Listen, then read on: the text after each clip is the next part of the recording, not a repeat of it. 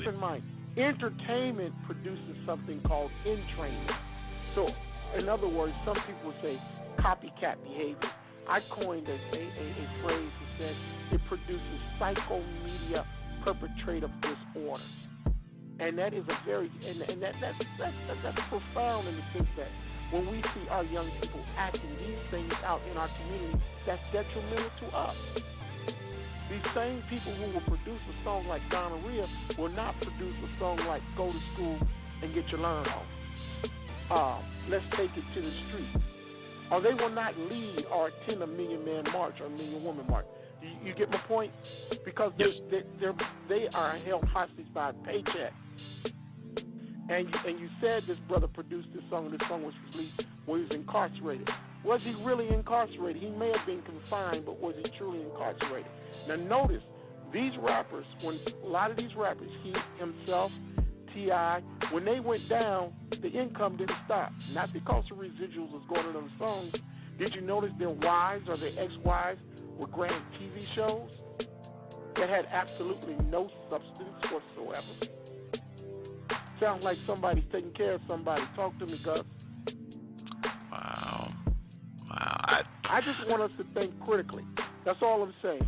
I want us, Dr. White says in his lectures, it is healthy, and Dr. Bobby Wright alluded to this back in the 60s, it is healthy for people of color to have a healthy suspicion of white people.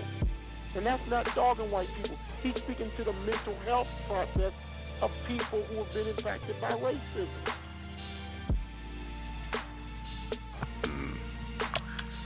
Could not agree more, Coach Powell. I would just add in the people who are in charge of so-called hip-hop music and everything else, but I would say especially with hip-hop music, the song that began the program on an album titled I Am Not a Human, to me, it seems very obvious that these people do not like black people. I mean, it just is not even arguable in my opinion. What do you think about that, Coach Powell? Well, I speak to that in volume in hip-hop hypocrisy when lies sound like the truth. To say that I am not a human, that means that implies that you're alien, that you're beast, that you're something other than human. Well, now we have to think about the people who own Lil Wayne. Most of them suffer from some form of xenophobia. And so now you're instantly afraid of this thing that's not human, or this thing that agrees with what's being sung, that's being sung on those songs, and begin to act that way, which would be not human. This is why you have terms like nigga, slash means beast, dog, bitch, etc., dropped in these songs constantly, because what is easier for a human to kill? Another human being or an animal? What is less guilt-carrying? Killing an animal.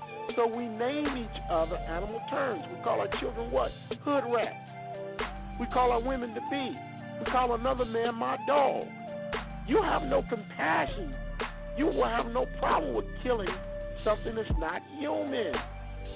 I am not human. It's not a mistake. That serves to a certain level of psychosis to make it easier for black-on-black homicide, black-on-black genocide, black-on-black fratricide. The psychomedia perpetrative disorder syndrome. See, and don't freak out. See, everybody has studied us, Gus. But somehow we're wrong when we study the people who have studied us and begin to lay out succinctly their blueprint for how they were successful in getting up people to hate themselves.